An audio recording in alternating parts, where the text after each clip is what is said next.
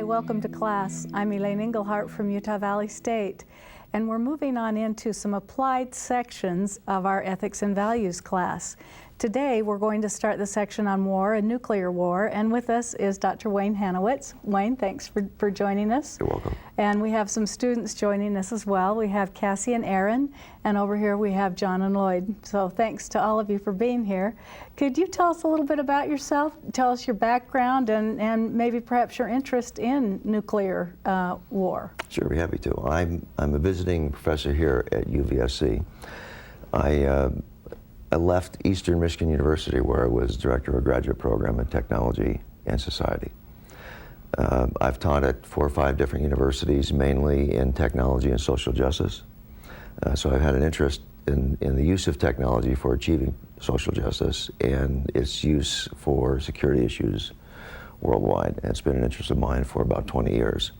I've been here for 3 years. I have a joint appointment in technology and also in philosophy. And I usually teach 1 course in each of those departments each semester. Well, that's great. And how about your background in defense? Well, I worked for the Department of Defense for off and on for about 25 years, and usually doing strategic technology planning. And I have an academic background in philosophy. It's an interdisciplinary PhD from the University of Michigan, and an undergraduate degree in social justice. Well, it's great to have you here visiting with us about this topic on nuclear winter. And we'll also have some clips from time to time from Dr. Omar Cater. And Omar was on campus earlier, and we interviewed him. And so we'll see some clips from him and also some clips from the Nevada testing site. And this goes back to footage that was taken in the 1940s, 50s, and 60s of actual nuclear tests. And so we'll have quite a few things that will be part of our conversation today, Wayne. But tell me a little bit about your concerns about the use of nuclear weapons. My concern has always been that too many people still think a nuclear war is winnable, that someone will come out of this that you win and someone comes out that you lose. When this article was written, it actually followed a shorter article by one of the co-authors that came out. It didn't get very much attention, and really this didn't get a lot of attention when it first was published, mostly because people were still of the opinion that you could win nuclear war. The other danger about nuclear weapons and nuclear war that worries me is this issue of deterrence, and that's covered a little bit here, and we'll get into it again in the next section about deterrence. But generally the idea is that you need to have enough nuclear weapons to make sure that the other person knows that it wouldn't be a good idea for them to attack you. Of course, if everyone gets to that position, you're kind of in trouble. We used to call this MAD. Well, I guess we still do call it MAD, or mutually assured destruction. Right. That was under McNamara's administration, and it really was a dominant philosophy until probably the late 80s, where it started to change a little bit. You read the article and you know a little bit about the number of weapons. The article is a little bit dated because the megaton production for nuclear weapons is quite a bit stronger today than it was when you wrote that. 250 megaton is pretty low now. Also, the number of weapons. We reached a high worldwide in the mid-'80s for about 6 or 7 years, where worldwide we had about 70,000 nuclear warheads. Can you imagine that? 70,000 nuclear warheads. Yeah. So and, truly enough to destroy the population of the world easily, numerous times over. In Russia, there are about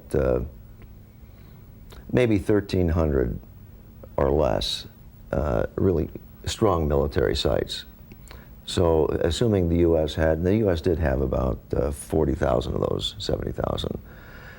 And if you only had 1,300 sites and each one of those nuclear warheads was probably sufficient to destroy the site, you got to ask yourself why we need so many weapons. And the Soviet Union at that time had quite a few also. Today you have 9 countries that are considered nuclear countries: United States, Russia, Great Britain, France, China, India, Pakistan, probably Israel, although no one makes a public statement about that, so I'm just judging that's probably true. And it looks like North Korea might have a few nuclear weapons, but we're not certain about that as well.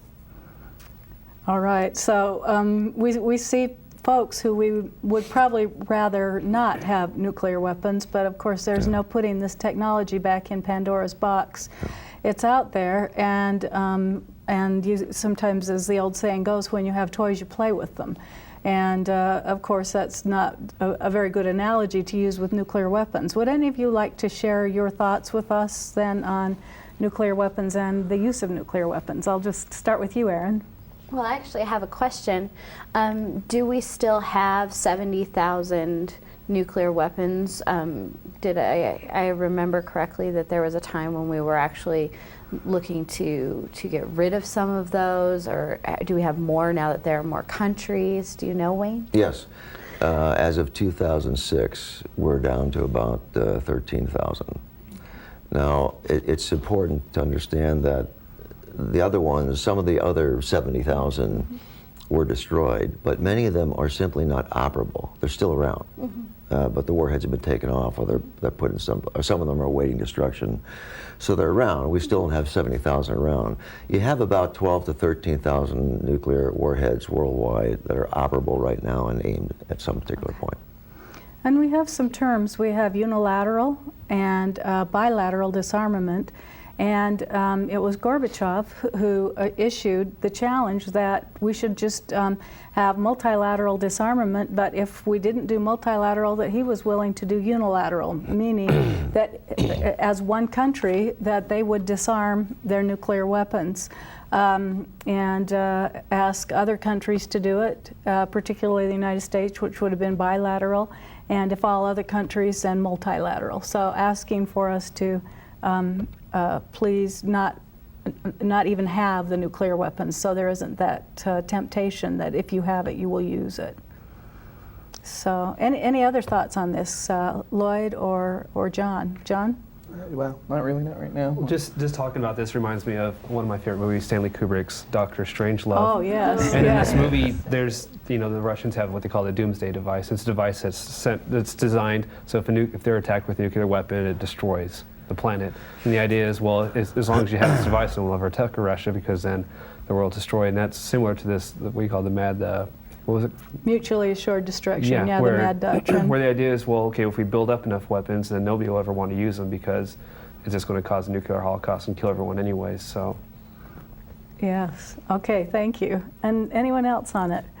Well, just a little bit to tell you about Carl Sagan. He was born in 1934 in New York, and he received his bachelor's and master's and PhD, physics, astronomy, astrophysics from the University of Chicago, and then spent most of his career at Cornell.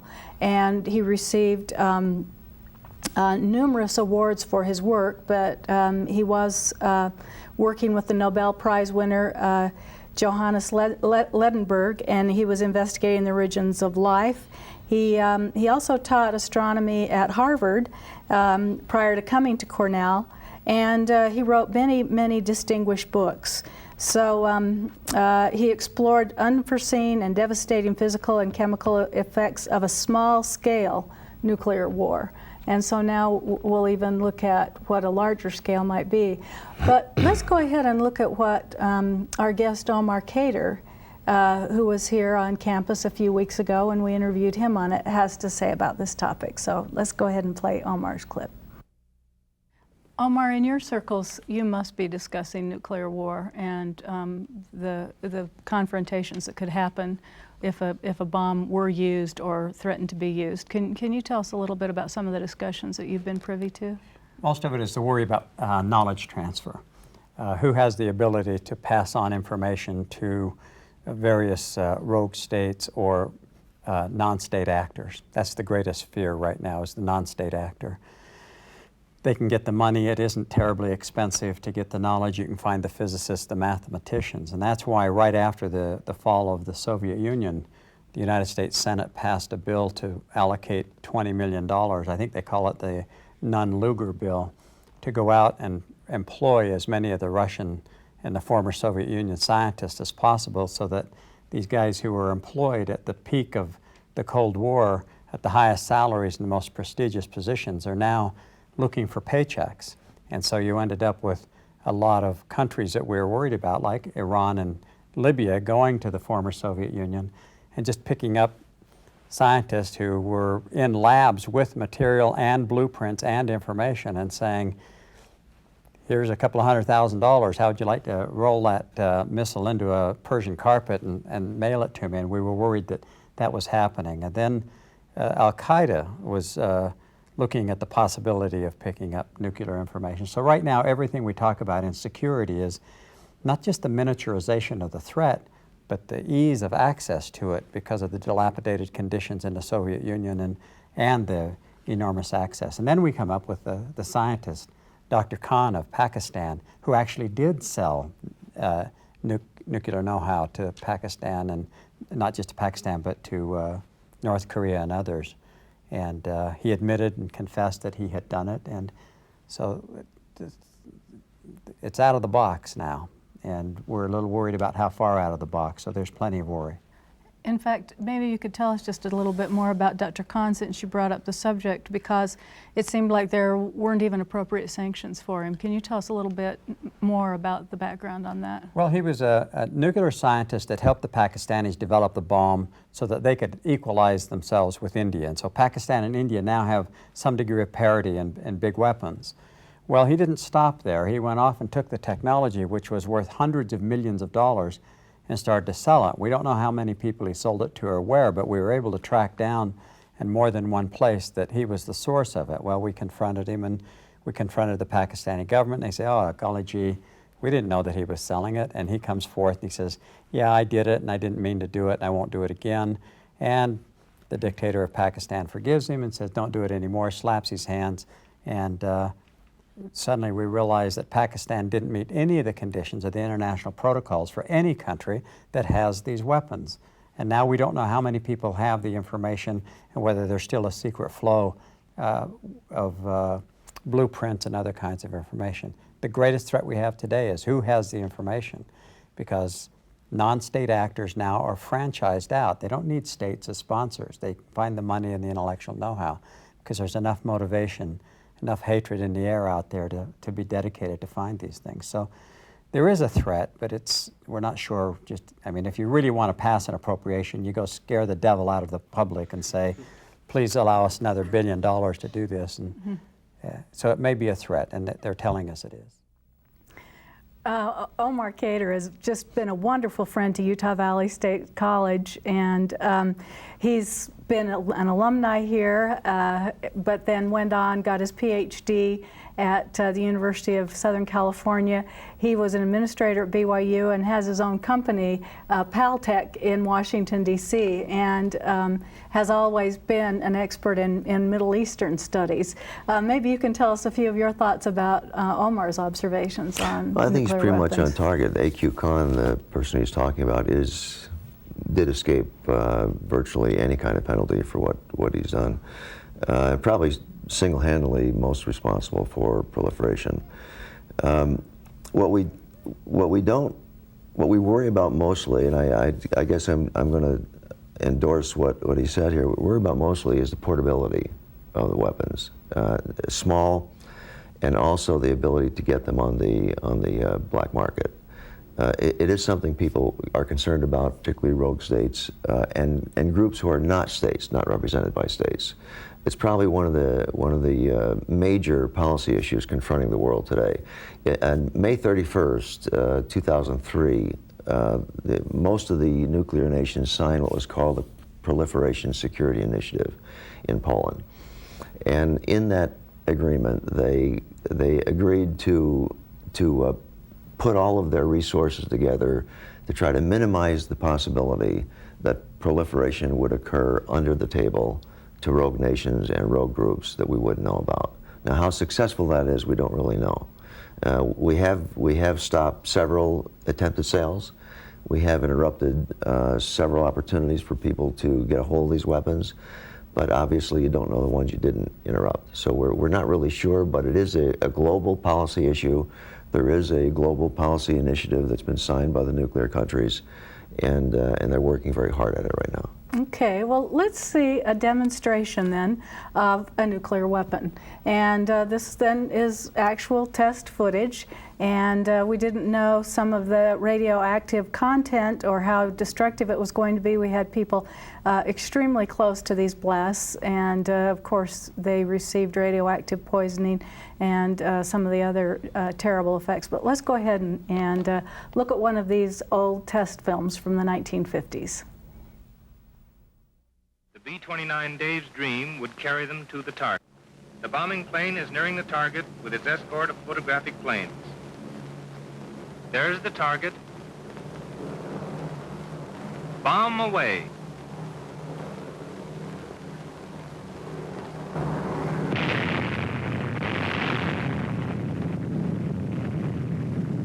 There it goes. The fourth atomic bomb has been successfully detonated. First you see a blinding flash. Then comes the hemispherically shaped cloud that expands rapidly just behind the initial pressure wave. After the smoke clears, the characteristic mushroom cloud begins to form and shoot skyward.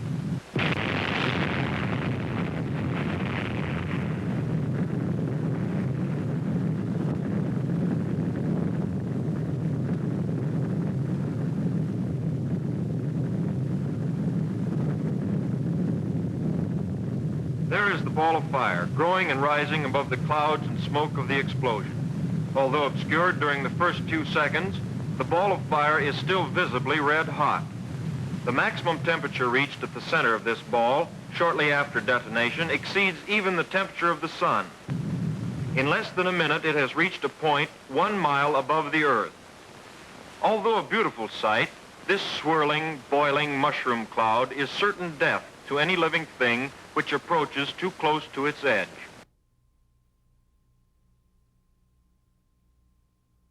On Bikini Island, over 3 miles from the point of burst.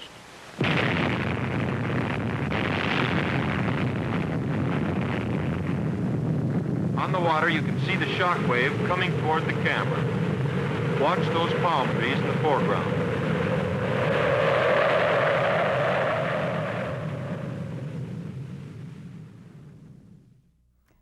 And so this is one of the very famous Bikini Island Atoll explosions, the fourth nuclear weapon ever exploded. And of course we know that the second and third then were in Hiroshima and Nagasaki. Any comments that you students have on seeing these actual blasts, seeing how huge they are? Cassie, your thoughts? He said it was a beautiful thing. Yeah, I thought it was funny. I mean, just now with the knowledge that we have. But is this the same incident that Carl Sagan refers to, Yes, and the children that suffered? Okay. Yeah, Just well, he was trying refers connect to this. it. He refers to Okay. this because this was one of the tests where they really didn't know if the chain reaction inside the atomic weapon was going to stop. So they were still testing and didn't know the strengths of this incredible weapon. I thought it was funny how he said, and you know, it's beautiful, but if you're too close to the edge of it, Yeah. then it's, you know, then it can harm you. But obviously that's Right, and in reading this article, then we can see it has nothing to do with the edges, that we can all very much be harmed then by nuclear weapons. Aaron or John, anything you'd like to add? Cassie stole mine. Okay. I thought that idea of the edge, that there would be a place where it would not affect you. I think Carl Sagan very much is saying that concept is just completely inaccurate, that the effects are felt much further, much greater away and long term than they expected. Okay, thank you. John.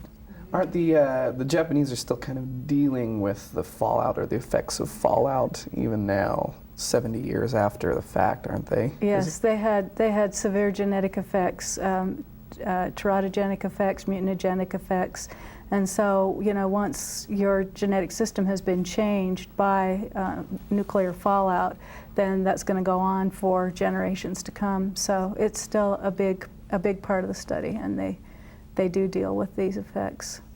Yes. I also say that a lot of these nuclear testing, I mean, in one sense they're testing, but in a lot of ways they're also flexing their muscles. That's a lot of what Hiroshima and Nagasaki were, is not so much as maybe stopping the war, which in a lot of sense, was already in the process of happening.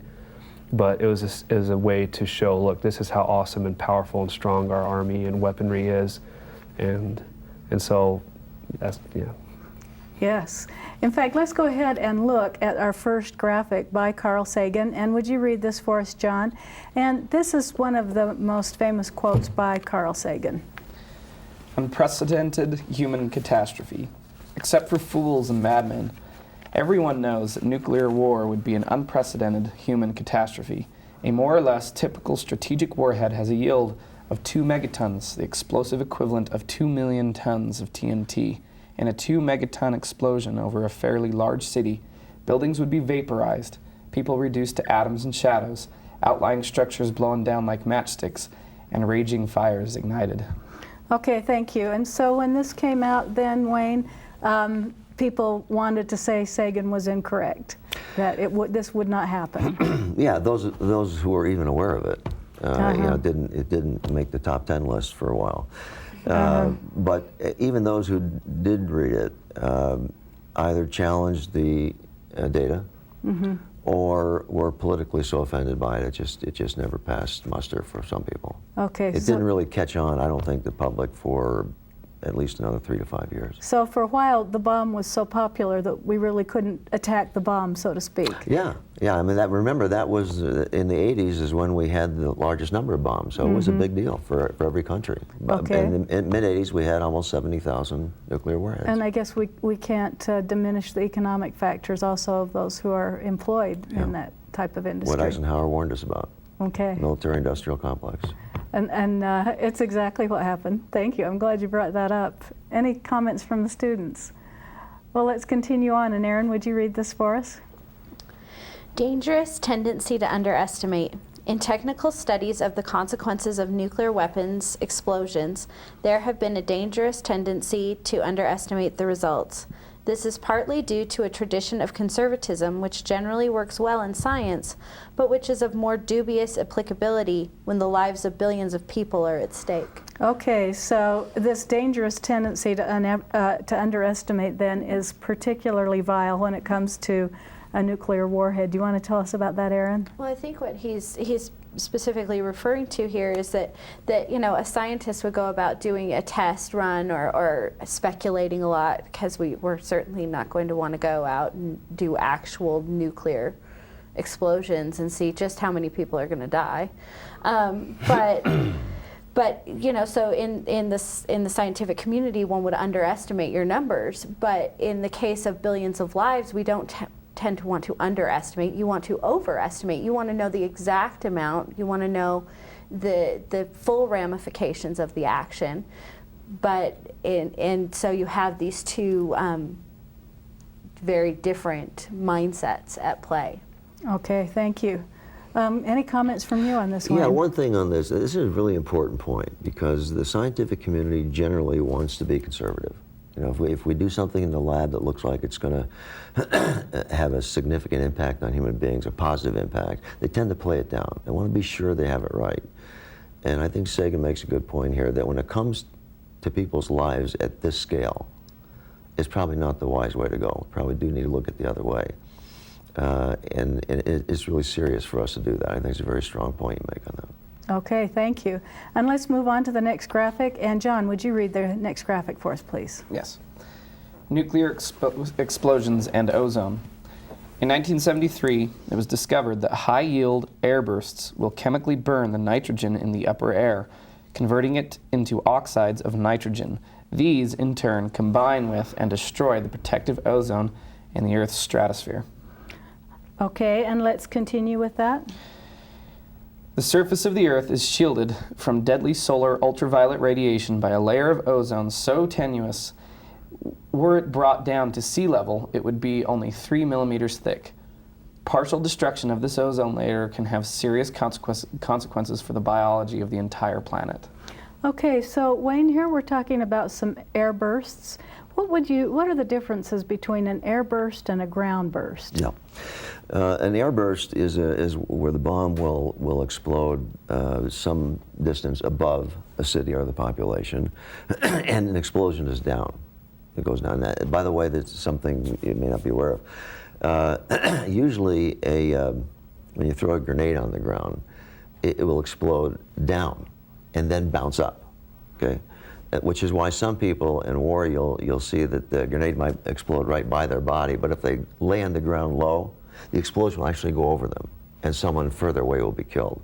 It's because you're under the burst. So if they make the burst above the city, the whole city gets the burst. Now there are bombs designed to burst that way. In fact, most nuclear bombs are designed that way.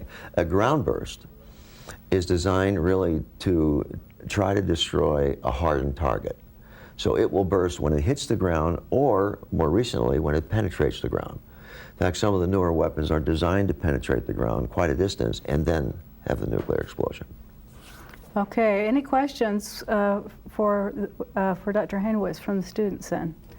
Cassie? Yeah, so the air bursts are the ones that are they both equally destructive to the ozone layer, or?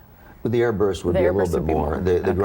ground would obviously bring up more dust. Right. Because from either on the ground or under the ground. The air burst would bring up a lot of it also, but it'd be a quicker impact on the ozone layer. And right now, most nuclear bombs are designed to.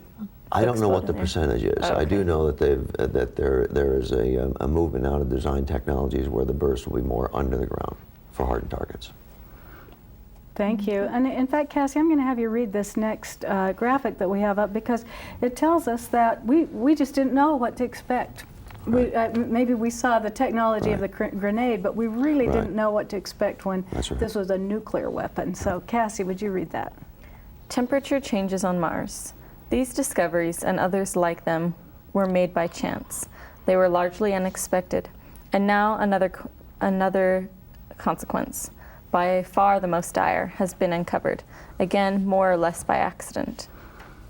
Okay, and so we can see then that we have these huge explosions, deadly air bursts, and significant problems with the population.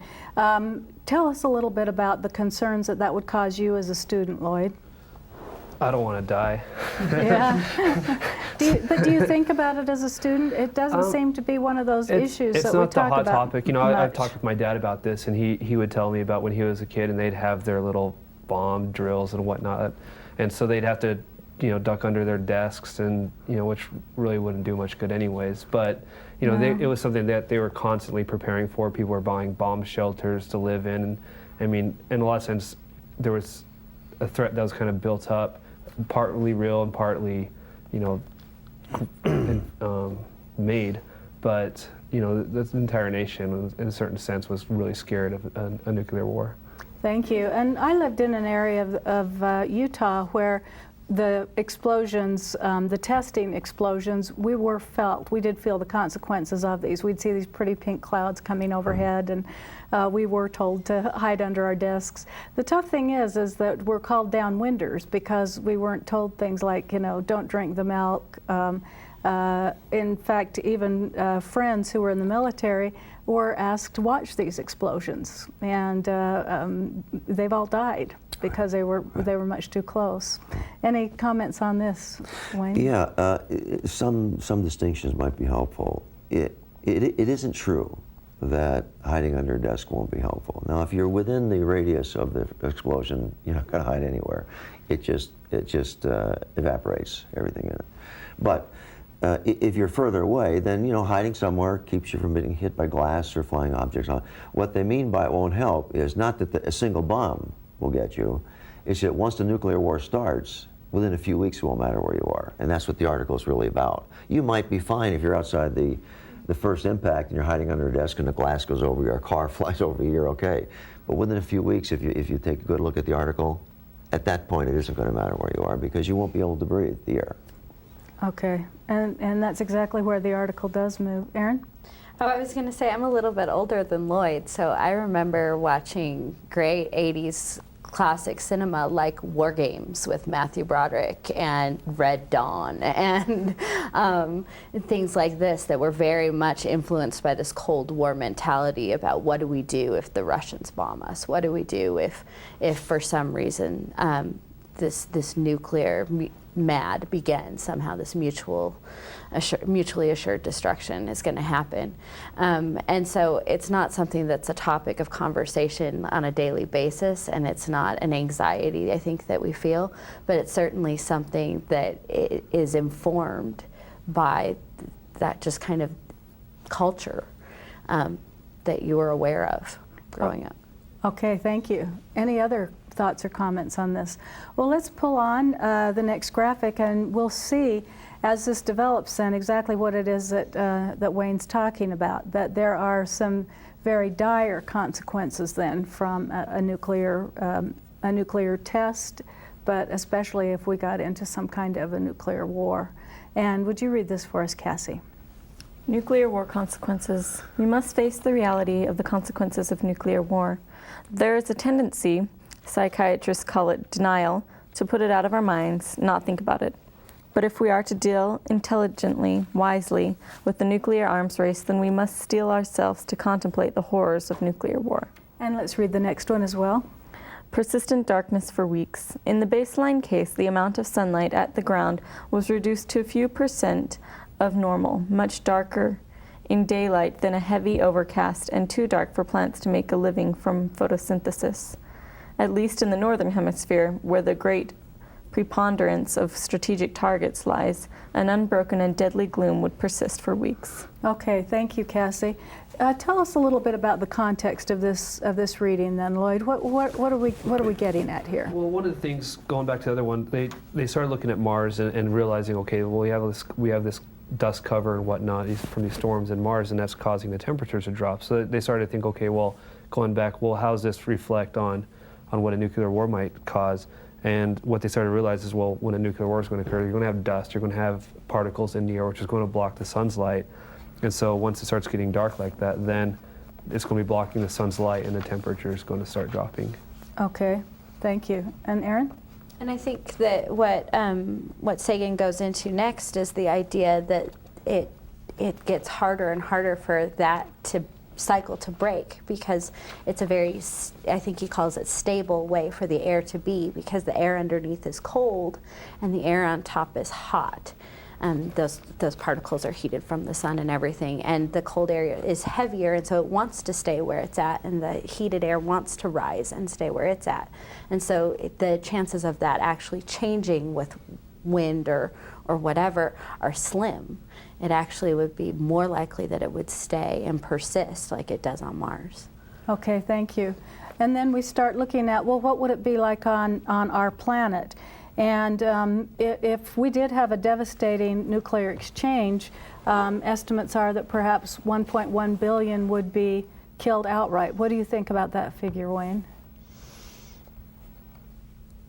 It depends on where the bombs land, and it also depends whether it's airburst or land-based, and it also depends on, and I think he says this in the article, or a follow-up article, that it depends on how many of the people were inside when it happened or outside, and that means time of day. Mm-hmm. So yes, that's probably a fair general estimate, but it has a wide range to it. It could go up to 13 or down to 0.8.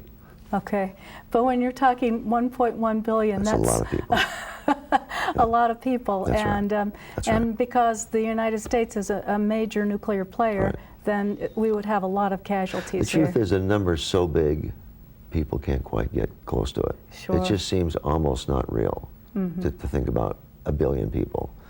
And that's the danger of it. That's why that denial piece is so important. It's hard to actually make that real to yourself, but he's probably right. Okay. Any thoughts or questions about the dust or the particles that we've been talking about here? Let's go ahead and pull up the clip where we have Omar Cater talking again about this, and is it realistic? Is this something that could be the case? Raising this much dust, this much soot, this much smoke, besides all of it being nuclear in nature, will cause this kind of devastation. Dr. Cater, how close do you think he is to being on target with this? One of the biggest problems we have with using nuclear weapons is we don't have a lot of data, so we have to speculate a lot, except that we have enough from Nagasaki and Hiroshima to know And we're still living with the consequences of that, and we're still studying it. And I agree with Sagan that only a madman would put it on as a tactical or as a strategic option. It is so catastrophic in the wrong hands. What it will do to Earth is it just is irreversible. And if you look at Kiev today, when Chernobyl, when the accident at Chernobyl, everyone says the readings around that city are still so high that it really should be an uninhabitable city. But they've gone on, and the illnesses are there, all the problems are there. It's just so well known that anyone who talks in terms of we can use nukes, I think have taken leave of their senses. I just don't think anybody in their right mind would do it. It's like listening to people in prison talk about how easy it is to rob a bank as though it were their duty to do it.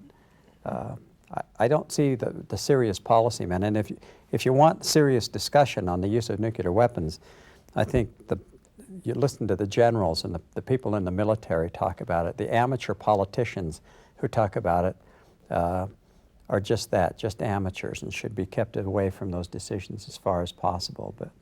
And it's a good idea for the public to be questioning all people who get elected, not just about the social issues, but the moral issues, such as would you consider using in any form. And any citizen who's willing to vote for somebody who says, yeah, I'm willing to use nuclear weapons, they ought to think twice before they vote for them. Thank you. It's very important. So anyone who says that they think that that we should use nuclear weapons, that a nuclear exchange would be winnable, he says reconsider. What do you think about that, Wayne?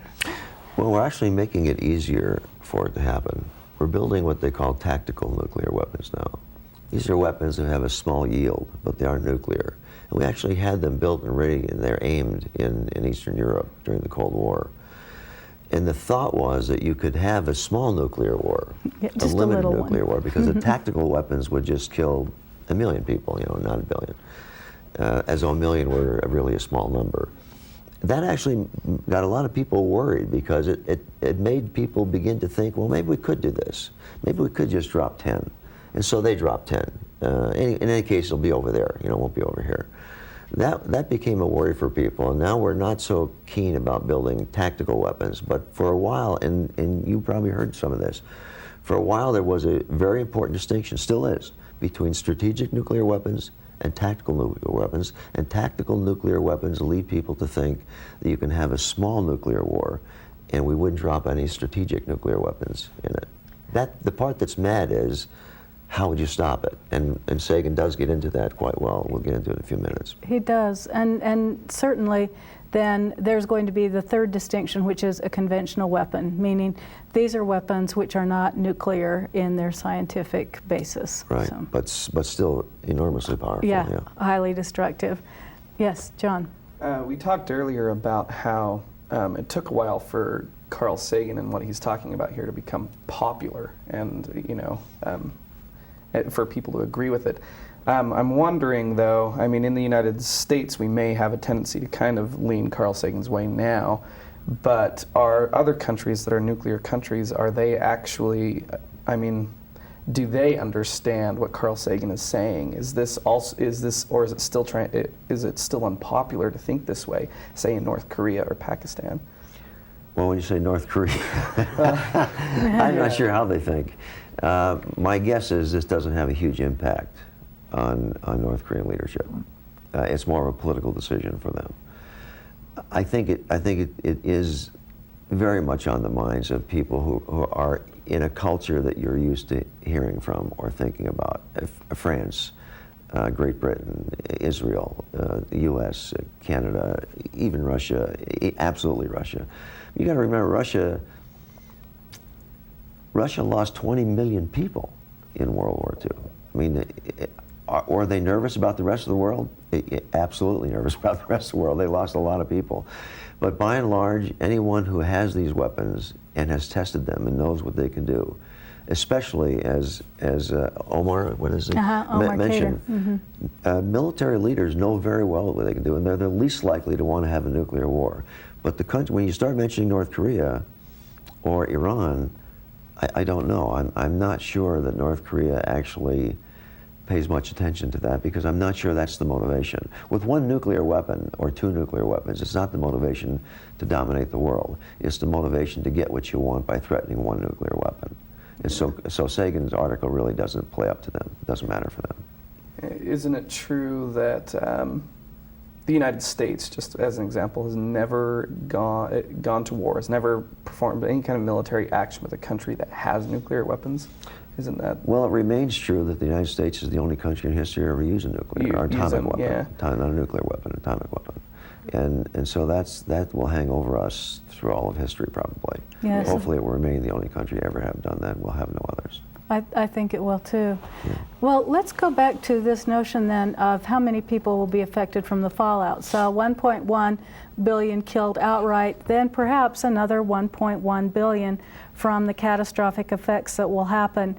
And let's go ahead and pull up the next graphic, and would you read this for us, John?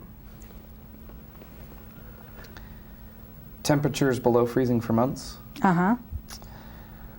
Even more unexpected were the temperatures calculated. In the baseline case, land temperatures, except for narrow strips of coastline, dropped to minus 25 Celsius, minus 13 Fahrenheit, and stayed below freezing for months, even for a summer war. Okay, continued. Because the temperatures would drop so catastrophically, virtually all crops and farm animals, at least in the northern hemisphere, would be destroyed, as would most varieties of uncultivated or domesticated food supplies. Most of the human survivors would starve. Okay, thank you. Do you want to tell us a little bit about that then, Lloyd? Yeah, it's basically saying, look, when it gets really cold, life can't survive. You know, and he makes points. Look, most of these countries that are going to be involved are going to be in the northern hemisphere. So that's one that's going to be struck even harder. And so, when it freezes that much, you're going to be losing all our crops. So, you know, we're not going to have enough food to even make it for the people who do survive. Okay, very good. So he says that this dust is going to cause enough problems in the biosphere then that the sun is going to be shut down somewhat, and basically the temperatures are going to drop enough that we can't grow crops. And besides that, maybe these crops are going to be highly contaminated, the soil highly contaminated, and the crops not able to grow in the genetic way that they were intended to. So all kinds of problems in producing new food. Maybe it can't grow, maybe when it does grow, it'll have some real problems. Thoughts or comments from Cassie or Aaron on this? I actually like the part where he says that even though most of the targets are in the northern hemisphere and that this would be catastrophic there, it would also have implications for the southern hemisphere as well. So to catch your Air New Zealand flight is still not a logical possibility. But okay. Any thoughts from you, Wayne, on this one? Good reading. Okay, let's go ahead and pull up the next two graphics on this. And would you read this for us, Cassie? Sure. Severe assault on our species.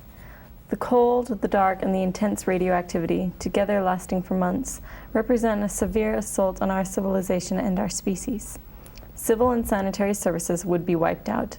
Medical facilities, drugs, the most rudimentary means for relieving the vast human suffering would be unavailable. And continue. Any but the most elaborate shelters would be useless, quite apart from the question of what good it might be to emerge a few months later. Okay, thank you very much. So Cassie, you want to tell us a little bit about this? Yeah, that just reminded me when I was reading it, how we talked about once the temperatures did begin to rise, however many months or however long it would take, just the epidemic diseases that would be spreading from the dead bodies thawing out, and that was just such a horrific image. And not just human bodies, right. But you've got all of your livestock, all of your pets, any life. And so in horridly unsanitary conditions then once we do have these thaws. And you know, you wonder, I mean, sometimes it's just terrible to have the power go out, you know, and you don't have your refrigerated food, and other times it's hard when maybe you can't get a clean water supply and you're told to boil your water, but suddenly if you have none of your utilities, everything's gone. Think of how badly we responded to Katrina. Yes. Right. If you want to get a sense of what a nuclear war would look like in a teeny microcosm. Look how Katrina affected how people lived there for weeks, and how we didn't respond as a government. What actually happened? People that were supposed to provide sanitary services first went home to look after their own families. The cops went home to look after their own families first. And what would you expect without any proper training? People have to look after themselves. Even there were disease, dying animals, dying bodies. And that was a relatively small event. Then think of 9/11, what a mess that was socially for a while. Try to imagine that 1,000 times or 100,000 times larger, and you get a sense of what kind of social situation we have. Okay, thank you. It's rather horrifying, isn't it? And a lot of people don't like to think about it. Let's look at the next couple of graphics that talk about this. And would you read this, Lloyd? Sure. The scientists agree. Our results have been carefully scrutinized by more than 100 scientists. The overall conclusion seems to be agreed upon. There are severe and previously unanticipated global consequences of nuclear war. Sub-freezing temperatures and a twilit radioactive gloom lasting for months or longer. And the next one as well. Scientists initially underestimated the effects of fallout, were amazed that nuclear explosions in space disabled distant satellites, had no idea that the fireballs from high-yield thermonuclear explosions could deplete the ozone layer, and missed altogether the possible climatic effects of nuclear dust and smoke. What else have we overlooked? Okay, so there are so many other areas then that we could have overlooked. What are some that come to mind perhaps for you, Lloyd? Well, just reading that, you know, I'm just reminded of this video of some of the nuclear testings, and you have these soldiers in these little bunkers, so the bomb goes up, you see the dust and everything fly over, and then they get about the bunkers, they have these big smiles on their faces because they just witnessed an attack. And at that time it was, you know, the radiation, which we all know about.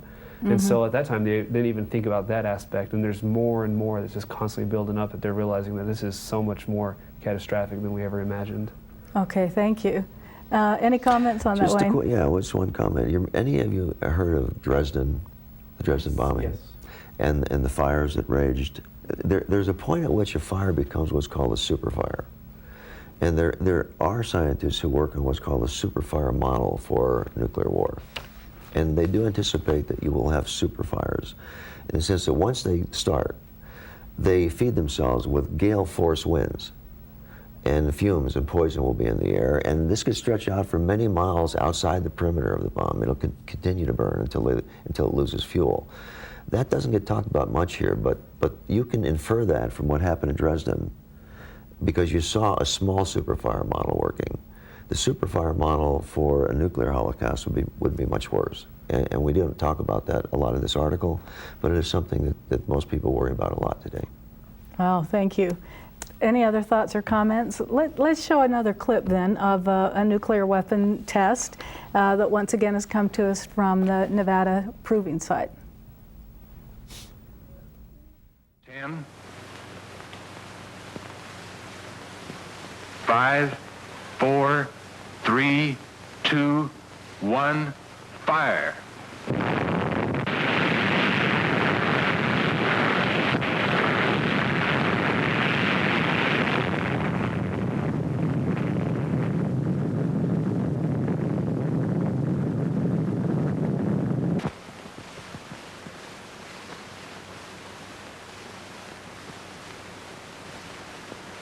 These pictures of the ascending water column show the expanding cloud of spray at the base of the column moving outward and enveloping the ships in the target array. Great quantities of radioactive water from the column descended upon the decks of the nearby vessels, and ship hulls a mile away were drenched by the wall of foaming water. Photographic tower on Bikini shows the column composed of millions of tons of water rising at an initial rate exceeding the speed of sound. The water and spray from the explosion will fall for several minutes. Here again is an excellent photographic portrayal of the boiling, foaming wall of water engulfing the ships in the foreground. The reason why I like showing these video clips from the nuclear tests is just to show this incredible force, that it's different from anything that we've ever seen, and that it's not something to be taken lightly. It's not just something that's in a movie. And by the way, any of you can get access to these videos from the Nevada testing site by going online and asking them, and you can purchase them, which is what we've done here for our television purposes. Well, let's go ahead then and pull up the next couple of graphics and see where Sagan is next going to warn us about the effects of nuclear war. And Erin, would you read these for us? Sure. Nuclear war is a problem that can be treated only theoretically. It is not amenable to experimentation. It is possible that there are further adverse effects that no one has yet been wise enough to recognize. With billions of lives at stake, where does conservatism lie? In assuming that the results will be better than we calculate or worse? And let's have you read the next one as well. Okay. Many biologists, considering the nuclear winter that these calculations describe, believe they carry somber implications for life on Earth. Many species of plants and animals would become extinct. Vast numbers of surviving humans would starve to death. The delicate ecological relations that bind together organisms on Earth in a fabric of mutual dependency would be torn, perhaps irreparably. And one last one. There is little question that our global civilization would be destroyed. The human population would be reduced to prehistoric levels or less. Life for any survivors would be extremely hard, and there seems to be a real possibility of the extinction of the human species. Okay, so these are words people don't like to hear then, Wayne. First of all, they want to say, we don't know what's going to happen with this, and so it's best to err on the side of conservatism, as you pointed out before. But now, as he says, this is what the biologists are saying, and it could be so dire that it could wipe out human population as we know it. Right. You gotta remember, today, a single Trident submarine carries 100 nuclear warheads. One submarine. In other words, one submarine carries more warheads than several countries have. And we have plenty of those submarines. The killing power on the globe today is far more than it would take to extinguish the species. Okay, thank you. How do you respond to that, John? Then since this isn't something you've thought about much before, how do you respond to what Sagan is saying in '83 and what Wayne Hanowitz is telling you today? I think it's surprising to me that human beings who are here to kind of survive and live life, that we've created the very means to destroy ourselves with nuclear weapons. And not only that, but we've got 100 of them floating around in submarines. That's just terrifying to me. And it's not something you think of often then, as a... I think I'd rather not think about it often, but it's very real. Okay, and certainly we see war going on around us all the time, and wonder about what the effects would be if there were nuclear explosions overseas, let's say perhaps between India and Pakistan, or perhaps something in Israel. How dire could this be for us in the United States, do you think, Wayne? I'm of the opinion that once started, it won't be able to stop. So any nuclear war that commences will be dire for the rest of the world. Doesn't matter where it starts. Okay. Everyone will be dragged into it. It's just a hard thing to stop, and that's what people worry about when they talk about tactical weapons. Okay, and currently we supposedly have strong treaties saying that we will not use nuclear weapons again. Yes. But we also read reports where the United States was quite tempted to use nuclear weapons in Desert Storm. Yes, and we were very close in the Cuba crisis. The U.S. didn't know that the Soviets had tactical nuclear weapons in Cuba, and they were aimed at the U.S. Navy. And it was we didn't realize that till later. We understood the submarines had them, but we didn't know that they were actually on Cuban land. Mm-hmm. So it came up much closer than people realized. That was probably the closest the world has ever come to a nuclear war. Mm-hmm. And you wouldn't have even been born, most of you. That's right. and never would have been born. Yeah, probably. that's what I meant to say. Yes, it would have just irreparably changed things. That's a very powerful way to put it. 4 of you would not be here, probably. Yeah. Well, Cassie, would you read the next graphic for us, please? Men and machines fallible. We have not yet experienced a global thermonuclear war, although on more than one occasion we have come tremulously close. I do not think our luck can hold forever. Men and machines are fallible, as recent events remind us. Fools and madmen do exist and sometimes rise to power. And the last one, please. Concentrating always on the near future, we have ignored the long-term consequences of our actions. We have placed our civilization and species in jeopardy. So, Wayne, we've ignored the long-term consequences of our action. What should we do? What kind of policy statements should we make today, the students who are taking this class, so that we can avoid nuclear war in the future? One is a commitment that most of the nuclear countries have made, and that's a no first strike clause. People are committed to that. Now, I want to tell you that NATO is not committed to that. NATO has not made that statement. But the countries in NATO, individual countries, have made that commitment of no first strike. Now, North Korea has not made that statement, of course, but most of the countries have. So that's a step. I don't know whether unilateral disarmament will work. My guess is it probably won't today. But bilateral disarmament can work. And as I say, we've gone from 70,000 warheads to now 12,000 or so at the United States and maybe about 26,000 worldwide. So we've cut it quite a bit. I think that's probably the way to go in the short to medium run. Okay, thank you. And as we're looking at the dire consequences then of nuclear weapons, it's been very hard in the past to try to have some type of containment in writing, and it appears that it'll probably be the same in the future. We continue to develop them and continue to test them. It's a tough area, isn't it? We lack good information. You're getting it now. Mm-hmm. We lack the political will, and we're still very fearful of each other. Okay. Those are three impediments, I think, to us. Thank you. Perfect concluding remarks, and thanks for being here, and you'll be here with us in a couple of class periods. Thank you. Thanks to you, students. Bye-bye.